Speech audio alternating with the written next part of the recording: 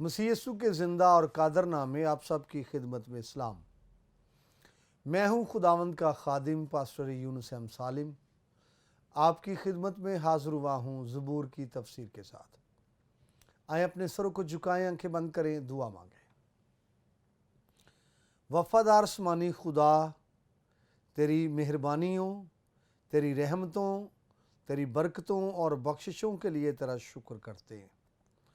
تو فضل دیتا ہے تاکہ تیرے کلام کو کنوے کیا جائے اور ریسیو کیا جائے۔ میں تیرا شکر کرتا ہوں۔ اسی طرح سے P M I T V کے لیے، تیرے خادم ریورنڈ ڈاکٹر خالد امناز کے لیے، پی ایم آئی ساری ٹیم کے لیے میں تیرا شکر کرتا ہوں۔ تو نے اپنے لوگوں کو توفیق دی ہے جن کے وسیلہ سے تیرا کلام زندگیوں تک، خاندانوں تک، قوموں تک اور بہت سے ممالک میں پہنچ رہا ہے۔ تیرا شکر ہو۔ تیرا ہاتھ چاہتا ہوں مجھے کلام بیان کرنے کا فضل دے، سامعین کو سننے کا فضل دے۔ سارا جلال، ساری عزت تجھے ملے۔ یہ دعا تیرے پیارے بیٹے اپنے خداوند یسوع مسیح کے نام سے مانگتے ہیں، آمین۔ تو زبور نمبر 6 اس کی 6 آیت جو ہے اس کا دوسرا حصہ، میں اپنا پلنگ آنسوؤں سے بھگوتا ہوں، اس پر ہم بات کر رہے تھے۔ ہر رات میرا بستر جو ہے وہ تیرتا ہے۔ خداوند کے پاک کلام کے سبب سے ہمیں بڑی برکت ملے، آمین۔ تھوڑی بات میں نے کی تھی، پہلی بات یاد کیجئے، جو آنسو ہیں یہ 2 قسم کے ہوتے ہیں۔ اس پر میں زیادہ لمبی بات نہیں کروں گا۔ نمبر 1 خوشی کے اور نمبر 2 غم کے آنسو ہوتے ہیں۔ اور یہاں پر جو عبرانی زبان کا لفظ استعمال ہوا ہے آنسوؤں کے لیے، وہ ہے دماء، اور یہ اس کا فعل ہے دماء، اور اس کا جو یہاں پر لفظ یوز ہوا ہے وہ ہے بیدماء آتے، یعنی وہ آنسو جو میرے ہیں یا میں نے بہائے ہیں، اس کی بات ہے یہاں پر۔ تو کچھ ایسے آنسو ہیں جو آپ کے لیے فائدہ مند ہیں اور کچھ ایسے ہیں جو آپ کے لیے نقصان دہ بھی ہیں۔ فار ایگزامپل، اگر آپ دنیا کے لیے بہاتے ہیں یا دنیا میں بہاتے ہیں تو اس کا کوئی فائدہ نہیں ہے، لیکن اگر آپ خدا کی حضوری میں آنسو بہاتے ہیں تو وہ فائدہ مند ہے۔ سب سے پہلے میں آپ کے سامنے رکھنا چاہتا ہوں حزقیہ بادشاہ کے حوالے سے، اور یہ آپ کو ملے گا سلاطین کی دوسری کتاب، اس کا 20واں باب، اس کی 4 آیت سے میں شروع کرنا چاہتا ہوں۔ خصوصی طور پر 5ویں آیت ہے۔ لکھا ہے، اور ایسا ہوا کہ یسایہ نکل کر شہر کے بیچ کے حصے تک پہنچا بھی نہ تھا کہ خداوند کا کلام اس پر نازل ہوا کہ لوٹ اور میری قوم کے پیشوا حزقیہ سے کہہ کہ خداوند تیرے باپ داؤد کا خدا یوں فرماتا ہے، میں نے تیری دعا سنی اور میں نے تیرے آنسو دیکھے۔ دیکھ، میں تجھے شفا دوں گا اور تو تیسرے دن خداوند کے گھر میں جائے گا، اور میں تیری عمر 15 برس اور بڑھاؤں گا۔ نوٹ کیجئے، یہاں پر خدا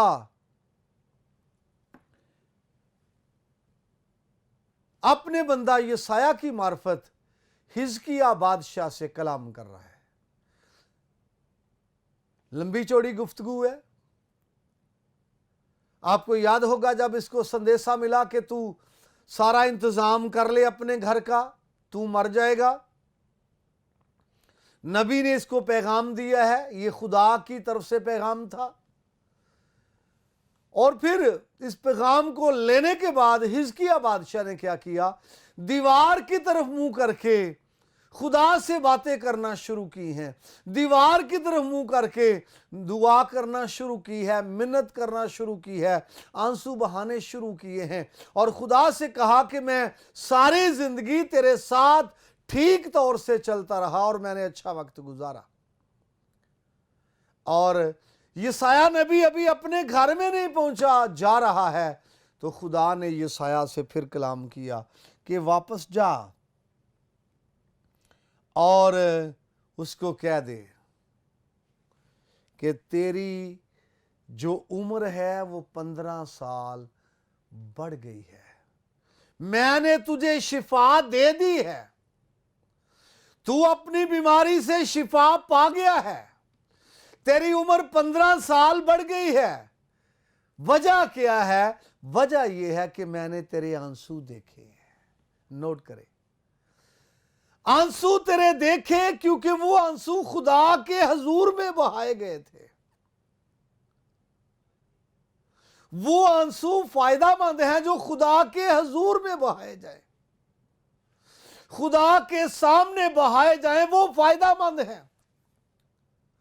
خدا آپ کے آنسو دیکھ کر آپ کے لیے رحم سے بھر سکتا ہے، ترس سے بھر سکتا ہے، اور آپ کے لیے خدا کا رحم جوش مار سکتا ہے۔ یہاں پر خدا نے یسایہ سے کہا، جا اس کو کہہ دے میں نے تیری دعا سنی اور تیرے آنسو دیکھے۔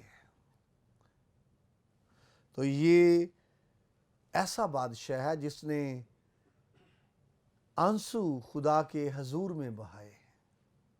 اور نوٹ کریں، بے شک ہم اپنے دوستوں سے اپنے معاملات شیئر کرتے ہیں، اپنی مشکلات اپنے ملنساروں سے شیئر کرتے ہیں، اور وہ ہمارے لیے اپنے اندر بوجھ رکھتے ہیں، ہمدردی رکھتے ہیں، لیکن صحیح اس کا جو حل ہے اور سدے باب ہے وہ یہی ہے کہ خدا کے حضور میں آنسو بہائے جائیں۔ اور بادشاہ نے خدا کے حضور میں آنسو بہائے ہیں، اور یہی بادشاہ کو کہا جا رہا ہے کہ میں نے تیرے آنسو دیکھے ہیں۔ یہی کہا جا رہا ہے، میں نے تیری دعا سنی ہے۔ اور جب خدا نے اس کے آنسو دیکھے، صورتحال بدل گئی، موت زندگی میں تبدیل ہو گئی، سندیسہ ہی بدل گیا۔ پہلے موت کا سندیسہ ملا ہے، ابھی زندگی کا سندیسہ ملا ہے، کیونکہ خدا نے اس کے آنسو دیکھے ہیں۔ مزید آگے بڑھیں تو مرد خدا ایوب بھی اپنے آنسوؤں کے حوالے سے بات کرتا ہے، اور 16ویں باب کی 20ویں آیت میں آپ کے لیے پڑھنا چاہتا ہوں۔ 16ویں باب کی 20ویں آیت لکھا ہے، میرے دوست میری حقارت کرتے ہیں، پر میری آنکھ خدا کے حضور آنسو بہاتی ہے۔ نوٹ کریں، بیماری میں آپ کے دوست آپ کو ریفیوز کر سکتے ہیں، کمزوری میں آپ کو حقیر جان سکتے ہیں، مسائل میں آپ کو وہ کچھ نہیں سمجھیں گے۔ جب آپ حالات کا شکار ہیں، مسائل کا شکار ہیں، بیماری کا شکار ہیں، آپ پرابلم میں ہیں، وہ آپ کو ریفیوز کر سکتے ہیں۔ یہاں پر حقارت کا لفظ آیا ہے کہ دوست جو ہیں وہ حقارت کرتے ہیں، حقیر جانتے ہیں، کچھ نہیں سمجھتے۔ یہاں ایوب یہ کہتا ہے، پر میری آنکھ خداوند کے حضور آنسو بہاتی ہے۔ نوٹ کیجئے، دوست اس کو کہتے ہیں کہ تجھ سے کچھ نہ کچھ ہو گیا ہے۔ آپ کو یاد ہے جب ایوب کے آزمائش آئی اور اس کا سب کچھ جاتا رہا، نقصان ہو گیا، اس کے 10 بچے بھی مر مٹے، اس کے 7,000 بھیڑیں بھی جاتی رہیں، اور 3,000 اونٹ بھی جاتے رہے، 500 جوڑی بیل بھی جاتے رہے، 500 گدیاں بھی جاتی رہیں، اس کا اپنا بدن بھی خراب ہو گیا۔ تو دوست آئے تسلی دینے کی بجائے، حالانکہ آئے تسلی کے لیے تھے، آئے خیر و عافیت کے لیے تھے، لیکن تسلی دینے کی بجائے وہ اس میں وہ جو ہیں نقائص نکالتے رہے کہ تو نے ضرور کوئی ایسا کام کیا ہوگا، اور تو نے کوئی گناہ کیا ہوگا، اور بڑی ان کے ساتھ تینوں کے ساتھ بار بار بحث ہوتی ہے، اور وہ اس کو گناہگار ثابت کرنے کی کوشش کرتے ہیں اور وہ کہتا ہے میں نے ایسا کچھ نہیں کیا۔ تو اس آیت میں ہمیں یہ ملتا ہے کہ دوستوں نے حقیر جانا، لیکن ایوب کہتا ہے پر میری آنکھ تیرے حضور میں آنسو بہاتی ہے۔ بہت بڑی بات میرے بھائی، بہت بڑی بات میری بہن، دنیا حقیر جانے، دنیا ریفیوز کرے، دوست اور چاہنے والے آپ کی ویلیو کو ریفیوز کریں، لیکن عمدہ بات کہ آپ خدا کی حضوری میں آنسو بہانے والے ہیں۔ اور جب یہ خدا کی حضوری میں آنسو بہانے والا شخص ہے، اپنی حالت میں، اپنی بیماری میں، اپنی کمزوری میں، اپنی مصیبت میں خدا کی حضوری میں آنسو بہانے والا ہے، تو خدا بھی اس کو بحال کرنے والا ہے، اثر نو بحال کرنے والا ہے، نیا زور دینے والا ہے، نئی قوت دینے والا ہے، اور اثر نو بحال کرنے والا ہے۔ جو کچھ لٹ گیا تھا دوبارہ سے مل گیا، جو کچھ جاتا رہا دوبارہ اس نے ریسیو کیا، کیونکہ اس کی آنکھ خدا کی حضوری میں آنسو بہاتی تھی۔ آگے چلیں تو میں آپ کو بتانا چاہتا ہوں، یرمیہ نبی کی بات ہم کریں گے۔ یرمیہ نبی جو ہے اس کو علماء نے رونے والا نبی کہا ہے۔ یاد کیجئے، یرمیہ نبی کو رونے والا جو ہے وہ نبی کہا ہے علماء نے، اور یہاں پر 9 باب کی پہلی آیت سے میں آپ کے لیے پڑھنا چاہتا ہوں۔ کاش کہ میرا سر پانی ہوتا اور میری آنکھیں آنسوؤں کا چشمہ، تاکہ میں اپنی بنت قوم کے مقتولوں پر شب و روز ماتم کرتا۔ نوٹ کیجئے، بڑی خوبصورت بات ہے۔ یرمیہ کو رونے والا نبی کہا ہے، اس نے اپنی قوم کے لیے بڑے آنسو بہائے ہیں، اپنی قوم کے لیے بڑا وہ رویا ہے، اور مزید وہ رونا چاہتا ہے، مزید قوم کے لیے آنسو بہانا چاہتا ہے، اور وہ کہتے ہیں کاش میرا سر پانی ہوتا، میں قوم کے مقتولوں کے لیے شب و روز ماتم کرتا۔ رونے والا نبی ہے اور رونا چاہتا ہے، اس کا دل قوم کے لیے شکستہ دل ہے، شکستہ دل اس کا ہے قوم کے لیے، شکستہ دل نبی ہے قوم کے لیے، اور شکستہ روح ہے، رونے والا نبی ہے اپنی قوم کے لیے۔ قوم کی تباہی پر وہ روتا ہے، قوم کی بربادی پر وہ روتا ہے، اس کی ہلاکت پر روتا ہے، قوم کی شکست پر وہ روتا ہے، اور قوم تبدیل نہیں ہوتی، وہ آنسو بہاتا ہے، اور وہ مزید رونے کے لیے کہتا ہے کاش میرا سر پانی ہوتا۔ وہ قوم کے لیے یہ پیشن رکھتا ہے۔ کیا جلاد میں روگنے بلسان نہیں ہے؟ کیا وہاں کوئی طبیب نہیں ہے؟ روتا اس لیے ہے کہ طبیب بھی ہے اور روگنے بلسان بھی ہے، لیکن میری بنت قوم شفا نہیں پاتی، اور وہ روتا ہے۔ اور یہ رونا جو یرمیہ کا ہے، قوم کے ساتھ جو محبت ہے اس کا اظہار ہے، قوم کے ساتھ جو اس کی ہمدردی ہے اس کو پیش کرتا ہے یرمیہ کا رونا، اور وہ مزید رونا چاہتا ہے، اپنے لیے نہیں ہے، قوم کے لیے روتا ہے۔ اور اس حوالے سے مزید بات کریں، آپ پالوس رسول کی بات کریں کہ وہ گھر گھر جا کر، اعمال کی کتاب کہتی، آنسو بہا بہا کر لوگوں کے لیے۔ تو یہ عوام سے، پبلک سے، کلیسیا سے، قوم سے، لوگوں سے جو ہمدردی ہے اس کا ثبوت ہے کہ آنسو بہا بہا کر، گھر گھر جا کر ان کے لیے آنسو بہا بہا کر بات کرتا ہے۔ حوالہ پڑھیں گے نہیں، یوحنا رسول کا انجیلی بیان، اس کا 11واں باب 35ویں آیت آپ پڑھیں تو آپ کو یہ ملے گا کہ جب یسوع مسیح وہاں پر لازر کی قبر پر گیا ہے تو لکھا ہے کہ یسوع کے آنسو بہنے لگے۔ इंग्लिश में लिखा होगा जीसस वेप्ट, यीशु रोया। और मैं आपको बताना चाहता हूँ, यीशु मसीह जब लाजर की कब्र पर गया है और उसके आंसू बहने लगे हैं, तो ये उस हमदर्दी का इजहार है जो लाजर के लिए यीशु मसीह के पास थी। उन जज्बात का इजहार है जो यीशु मसीह के अंदर लाजर के लिए थे, और यीशु मसीह के आंसू बहने लगे हैं। और जिस तरह से यिर्मयाह के आंसू बहे हैं कौम के लिए, ये भी उसकी हमदर्दी का इजहार था जो कौम के लिए थी। इसी तरह से यीशु मसीह की हमदर्दी का इजहार है जो लाजर के लिए थी, कि वो उसका दोस्त था। और यहाँ पर यिर्मयाह मजीद रोना चाहता था कौम के लिए, ज्यादा रोना चाहता था कौम के लिए, इसलिए तो वो कहता है काश मेरा सर पानी होता। तो याद करें, जितने लोगों ने भी आंसू बहाए हैं खुदा की हजूरी में, उनके आंसू कभी भी रायगा नहीं गए। एक मरतबा फिर मैं हन्ना का तज़किरा यहाँ करना चाहता हूँ। बेशक वो परेशान थी, मायूस थी, उसे ताने मिलते थे, ताने सुनती थी, और एक रोज़ वो खुदा के हजूर में आई, खुदा के हजूर में आई। सैमुअल की पहली किताब आप पहले बाब से नामी आयत से उसको पढ़े, तो वो खुदा की हजूरी में आई है और वो दुआ कर रही है, और वो ज़ारो कतार रो रही है, और उसकी आंखों से आंसू जारी है।